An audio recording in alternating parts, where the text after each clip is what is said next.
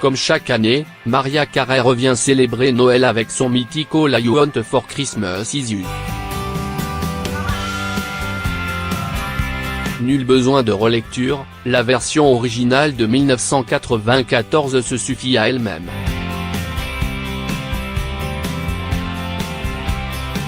Pour l'occasion, Pure Charts s'est plongé dans les chiffres entourant ce qui reste le plus gros succès commercial de la carrière de la diva.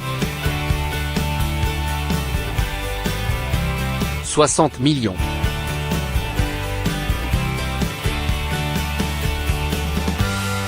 Cette somme astronomique est ce qu'a rapporté All I Want for Christmas Is You à Mariah depuis sa sortie en 1994, ce qui fait une moyenne de 2,5 millions par an, dont environ 400 000 livres rien qu'en Angleterre.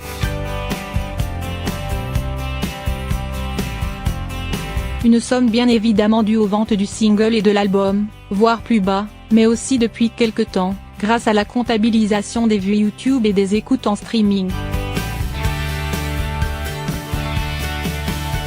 15 minutes.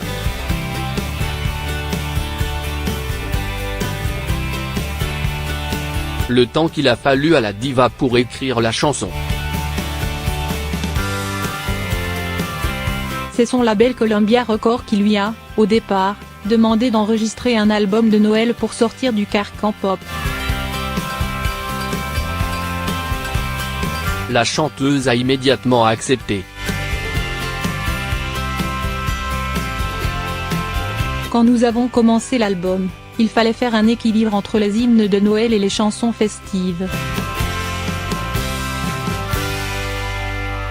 C'était pour moi une priorité d'écrire de nouvelles chansons, mais pour la plupart des gens qui veulent vraiment écouter les standards de Noël, ils peuvent voir qu'une nouvelle chanson, c'est aussi bien. Le reste appartient à l'histoire.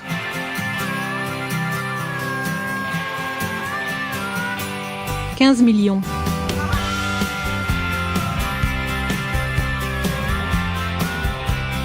Le nombre d'exemplaires vendus du disque Merry Christmas, sur lequel est inclus le fameux tube.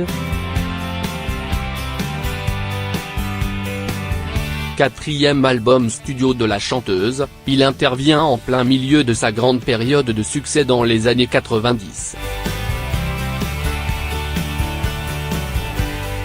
Il s'agit, encore aujourd'hui, de l'album de Noël le plus vendu au monde. Le titre se vend à autant d'exemplaires et reste lui aussi l'un des singles les plus vendus de tous les temps.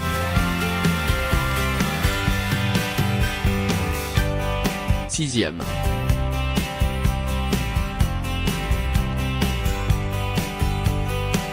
Le plus haut classement du single obtenu aux États-Unis, en décembre 2018.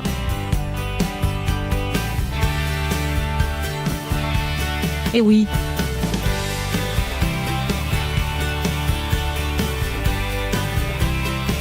Contrairement à ce que l'on peut croire, tous les tubes ne sont pas forcément numéro 1 des hit parades durant de nombreuses semaines.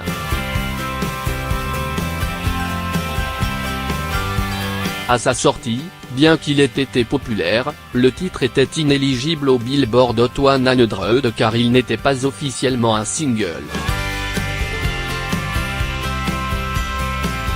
La règle a été supprimée en 1998. Mariah tiendra à sa petite vengeance puisque depuis quelques années, le single remonte ostensiblement dans les charts pour les fêtes de fin d'année. 103.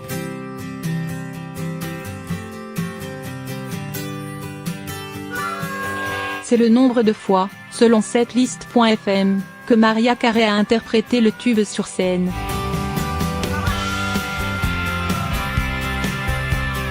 Un chiffre assez bas, en comparaison à Hero, morceau le plus chanté de son répertoire avec 361 prestations.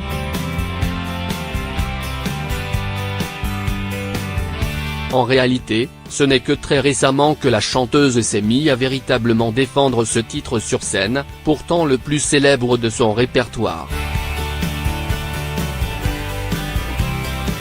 De 1996 à 2006, la chanson est principalement chantée durant les concerts japonais de ses tournées. Par la suite, Mariah Carey recommence à interpréter petit à petit avant de lancer un spectacle thématique autour de Noël, à chaque fin d'année depuis 2015. 516 millions.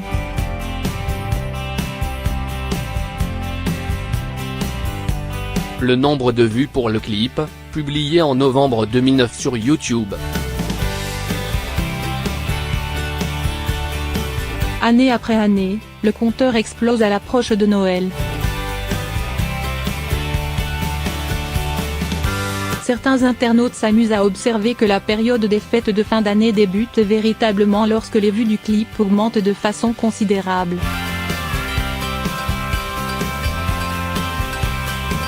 Ces dernières années, la vidéo est vue plus de 2,5 millions de fois par jour en cette période hivernale.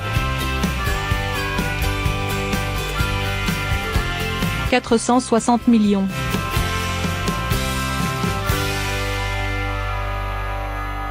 Le nombre d'écoutes du titre sur Spotify auquel s'ajoutent les 45 millions de la nouvelle version du titre en compagnie de Justin Bieber.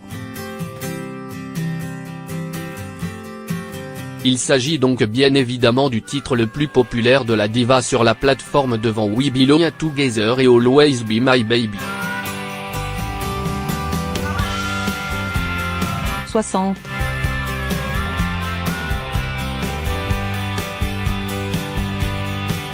Le nombre de reprises, au minimum, du tube de la saison. Parmi lesquels Kylie Minogue, Michael Bublé.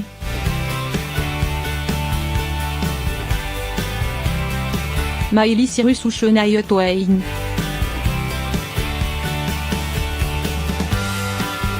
La plus insolite ?